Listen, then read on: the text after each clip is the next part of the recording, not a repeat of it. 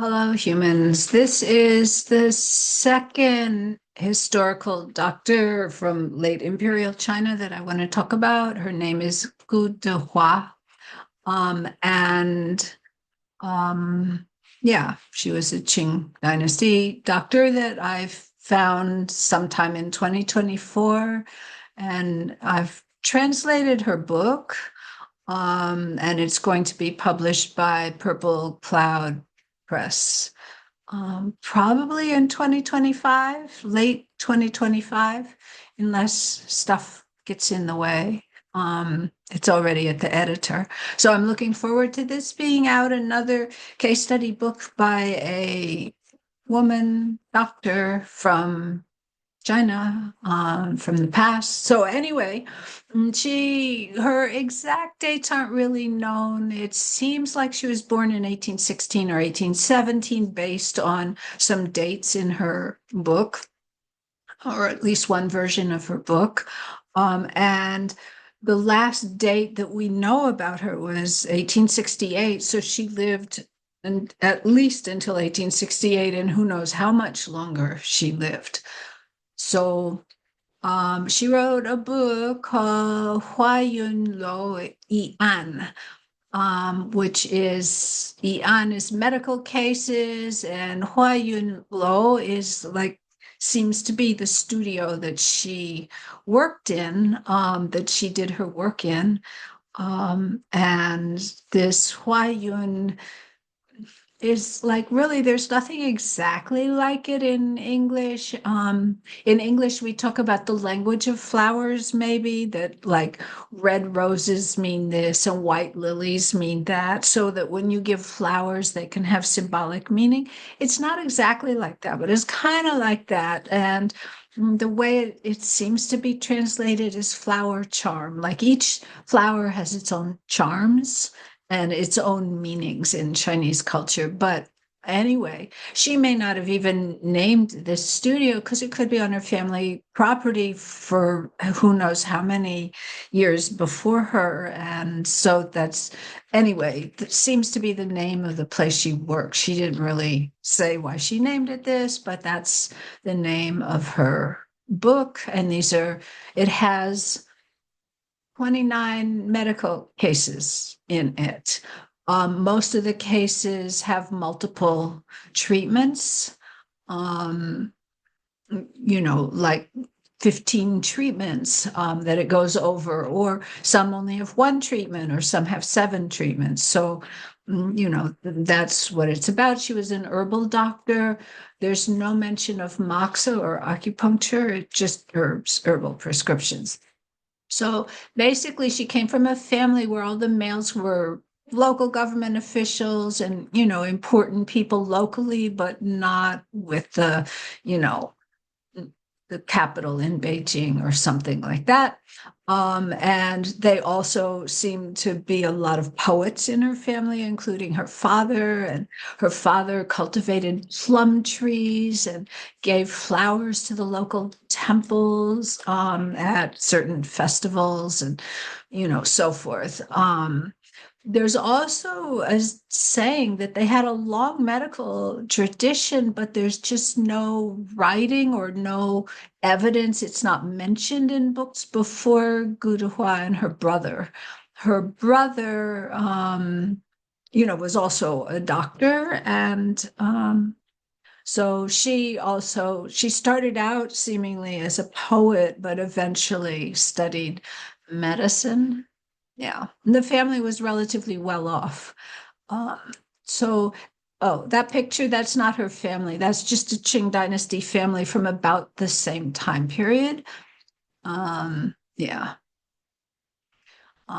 So how did she become a doctor? It wasn't her plan. She wrote poetry when she was a teenager. She was even published. And then later she wrote her own book of poetry that mm, seems to be lost. Although who knows when you find something in a rare books library. But she told her story in her own preface that she wrote in a different edition of this, medical cases from Flower Charm Studio, than the one I published. Her book was hand copied and was not printed in her lifetime. And so when you have hand copied books, there are going to be multiple editions because everybody copies this part and leaves out that part and changes and adds and so forth. So there is a 6, you could say volume edition, but she doesn't use the word volume, edition. However, that edition, it really focuses on like malaria and Wenbing and summer heat disease. And, this other one that I translated is only 1 volume, and the cases, well, they include malaria and summer heat and Wenbing, but the majority are not that. So it seems mostly a bit more relevant to practice in the West today. So anyway, she told her own story, and basically, when she was 16, this is how we know she was born in 1816 or 1817, because she gives the date, she tells you the year, and she says she was 16. So she got sick with a summer heat condition, which doesn't just mean heat stroke or sunstroke. This is still a Wenbing kind of a thing that occurs in the hot, humid summer. She's from Jiangnan. She's from this, what today is called Suzhou region. And so anyway, different doctors had prescribed for her, but nothing was working. And eventually she lost consciousness and had convulsions, totally Wenbing kind of thing. She was sick for a month and she almost died. She said multiple times she almost died. So she was semi-conscious and she was praying, and she said she was praying that she didn't mind dying, but that she was worried for her parents because they were so anxious for her. And so she prayed throughout the night, and eventually she fell asleep near dawn, and she had a dream. She says, this is from her introduction, I dreamed I had arrived at a tower with stone stairs rising into the sky. I went up 3 flights of winding stairs. It was cleaner than anything I had ever seen. There was a man wearing a green cloak, and he called my name. He said, Déhuá. And he said, there's a magic pill on the top floor that can save you. And I immediately bowed down and knocked my head on the ground, thanking him, and asked if he could grant me the pill to increase my parents' lifespan. She didn't even ask for it for herself. She wanted to help her parents. This is filial piety. He said that I could. I was so happy. But when I was halfway up the stairs, my grandfather came to check on me and I woke up. So she didn't get the pill. But that was a magical dream. So she actually told her parents about this dream, and they went searching for a temple that matched the description and found one. And there was an image there that seemed to match stuff in her dream. And anyway, so this is like another dream. And then I saw someone dressed in black robes and a silk hat. He used a bowl of cool water to wash the crown of my head, and he advised me to change doctors. Suddenly the coolness penetrated into my heart and spleen, and I woke up.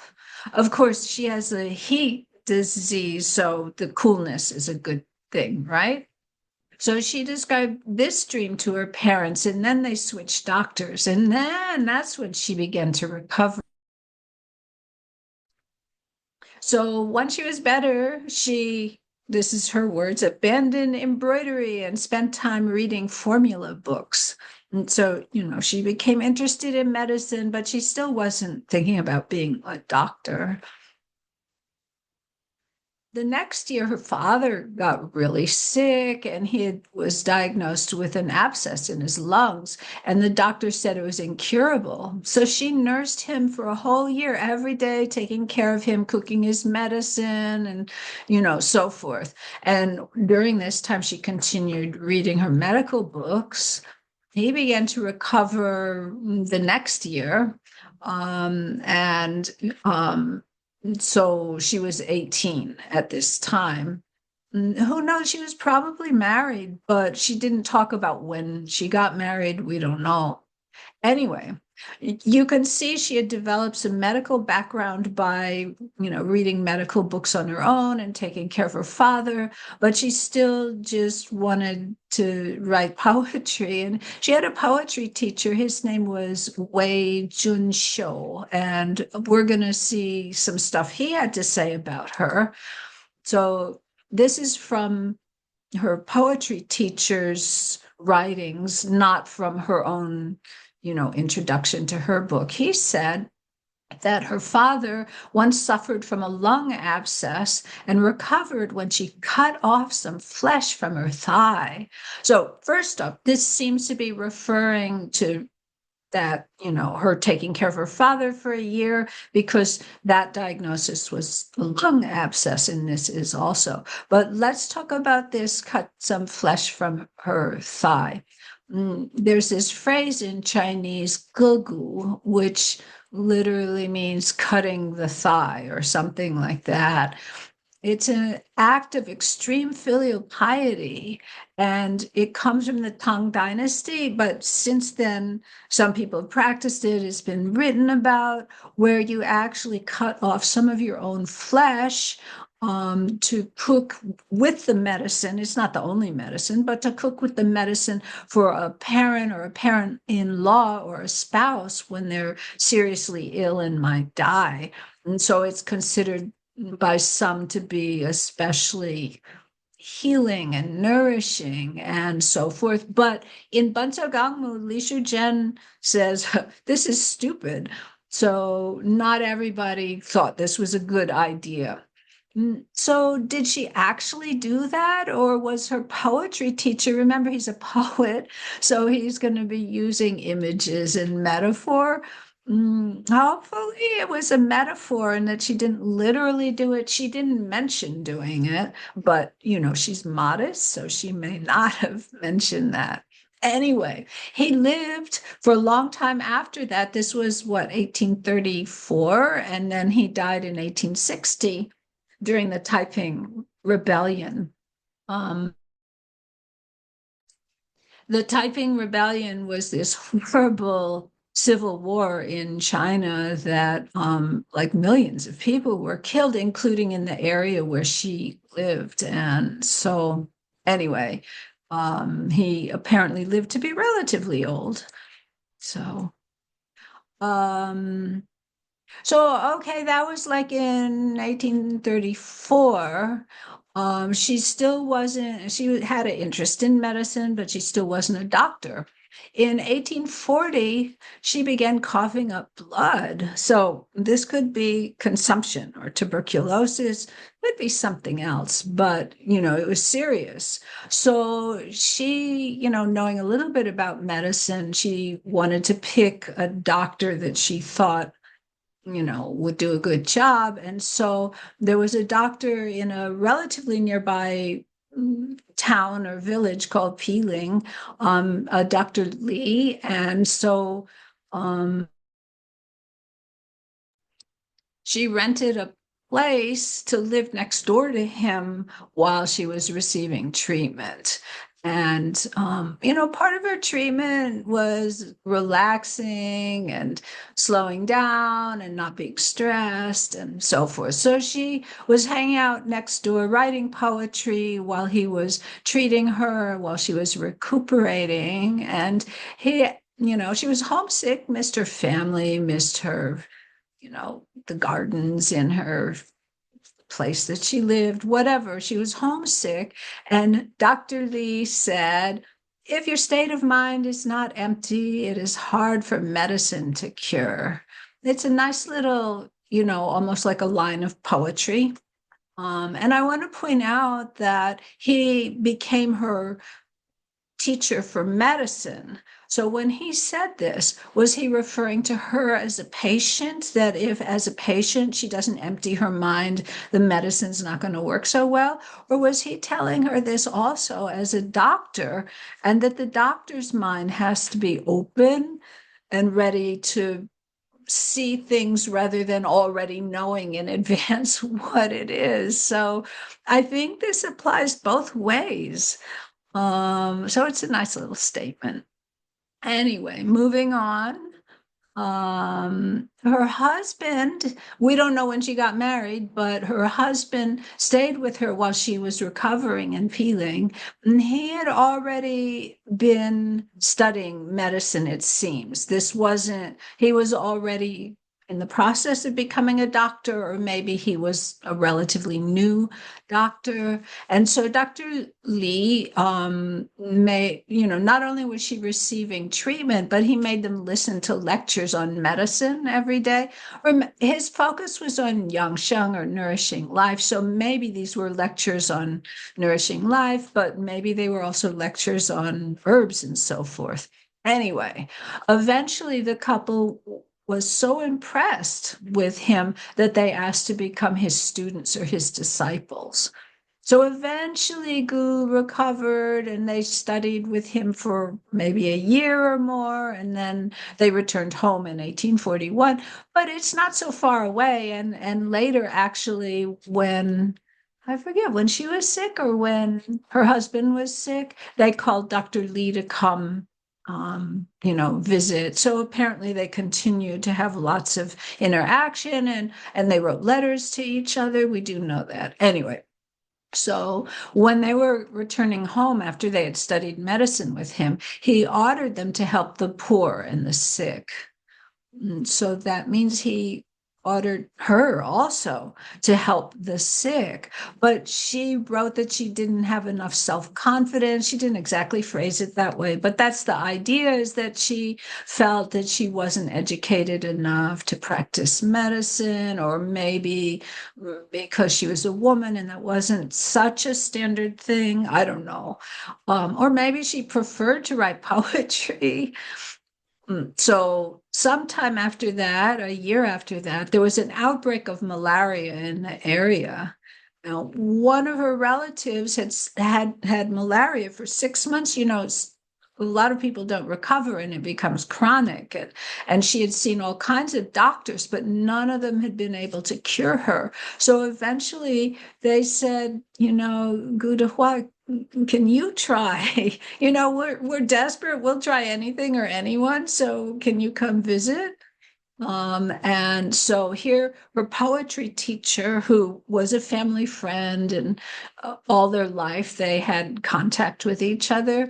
This is what her poetry teacher wrote about what happened.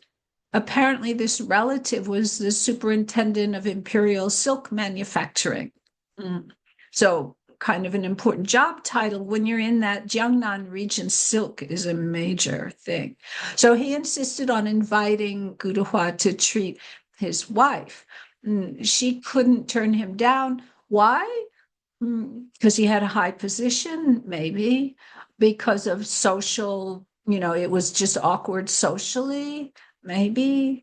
Anyway, she couldn't say no. And so after giving the wife a prescription, she was very quickly cured. And then she said she considered Gu Dehua like an adopted daughter, like closer part of the family. Clans back then were huge. So even though they were related, they may not have been close.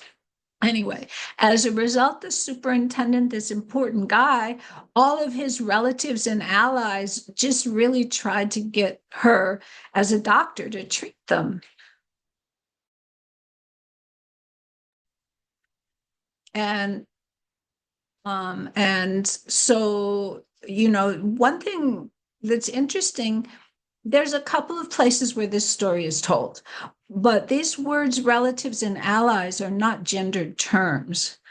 This actually, we could assume it was mostly women, but this could include men. And in like a different version than the version I translated of her book, there's some cases that are pretty obviously men, not a lot, and probably her relatives or someone very close to the family, but she did treat men. One of the cases is like when an epidemic is going through and like all the other doctors are so overwhelmed.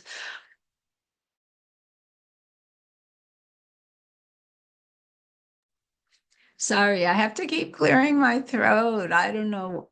Yeah, anyway. So if you hear those little pauses, that's me muting myself. Hopefully the mute button works. Anyway, so she felt she couldn't refuse, when all of these, connections of hers were begging her to treat them. She felt she couldn't refuse. And so she started treating patients, not just a family member, close family member or whatever. She started just being a doctor.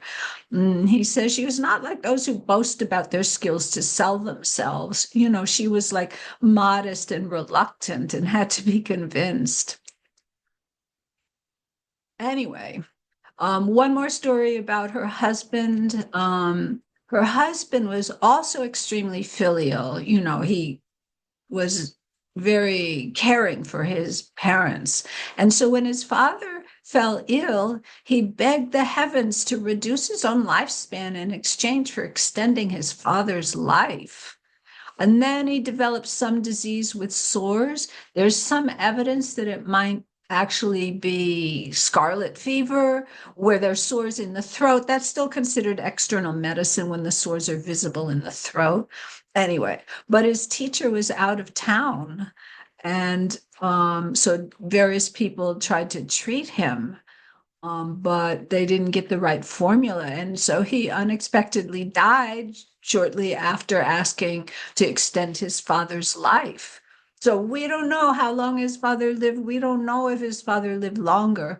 We also don't really know how old he was when this happened, but there's some evidence it may have been while he was still a student of this teacher. So maybe they were younger. Also, there's never any mention of children. So she was apparently a widow fairly young and may not even have had children, but maybe she did and they were never mentioned. I don't know. Anyway, let's look at a short case from her. And then in, later weeks, I'll be making other videos of her cases. There are a lot of cases and some of them are quite interesting. Okay, so here is somebody named Tang, and I'm assuming this is a female patient. With her, I'm assuming they're female patients unless there's evidence that it's a male. So constrained fire leapt up, surging into her heart, and she fainted. After she woke up, she had palpitations, insomnia, panic, and apprehension. So this kind of sounds like an anxiety attack that made her faint, and then she's still anxious afterwards. The fire plundered her lungs and became phlegm and bleeding. So she was apparently coughing up bloody phlegm. She frequently had shivering chills and booming heat. Her menstrual periods flooded twice a month. This was during the heat of midsummer, but she wore thick clothing. She did not dare to swallow even thin porridge. Something's really out of balance with this woman. Based on her pulse and symptoms, this was not really cold. It doesn't look like cold, but there's shivering chills and so forth. It was actually caused by too many deep felt doubts. Sorry. Too many deep felt doubts and worries was the cause, emotional causes. So Dr. Jin, I don't know who Dr. Jin is. This is just so some doctor thought this was a fatal condition of taxation detriment, which means that she's probably got tuberculosis and going to die. But I thought it wasn't fatal. I didn't necessarily think it was really taxation detriment. So she should make herself happy. And instead of, she would hardly dare swallow even thin porridge. This dare means like it's emotional. It's not, like that she's choking or anything like that. And so she should boldly make herself happy by eating meals. And she need not avoid the wind. Remember, she's wearing thick clothing, but this is summer heat time. And generally, we don't worry about wind so much when it's really hot out. So if I assisted, by using the power of herbs, maybe she could recover. So, the part one of the treatment is making herself happy, and part two of the treatment is herbs. Okay. So I don't have the formula here because the main treatment is psychological, and that's the point. Her formulas tended to be fairly large formulas. Even if it's based on a Shanghanlun formula, she adjusts it a lot and uses a lot of herbs. I'm not putting the formula here, but the most important thing is the support and the psychology. So anyway, with Tan Yun-shun, who I talked about in another issue, she was really big on listening to the women and kind of giving emotional support. And here we have Déhuá, listening to the women and giving emotional support. And you really don't see that with the male doctors, but it was difficult to interact with the opposite sex. So it would be hard for male doctors to give emotional support directly, but still, that wasn't their style. But it may be more of the style of women doctors.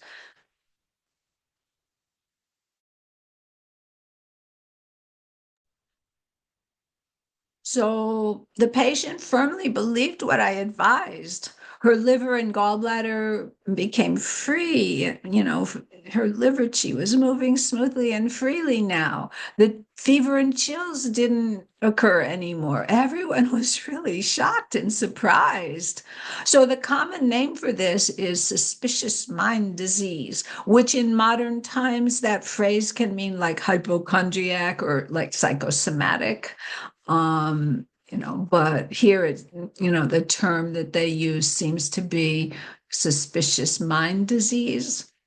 If her belief in what I say can be firm, then what suspicions will she have? If she believes me that she needs to be happy, that she can go out without all that heavy clothing, that she can eat, much more flexibly. And, the heavy clothing plus the summer heat may be what's causing her to have blood move recklessly, coughing up blood and menstruating twice a month.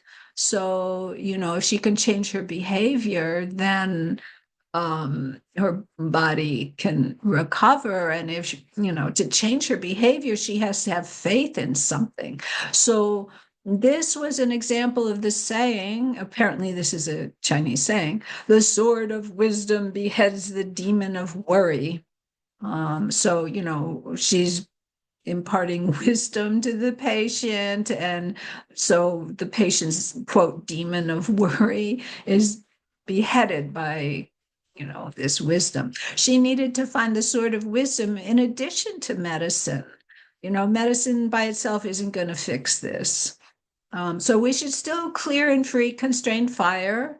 Emotional constraint means qi doesn't flow since qi is warm, when it doesn't flow, it builds up, and therefore warmth or heat builds up and can burst into flames.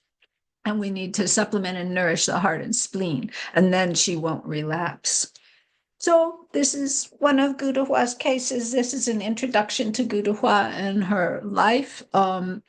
If it interests you, eventually there'll be a whole book of hers that's I've translated. It's at the editor now.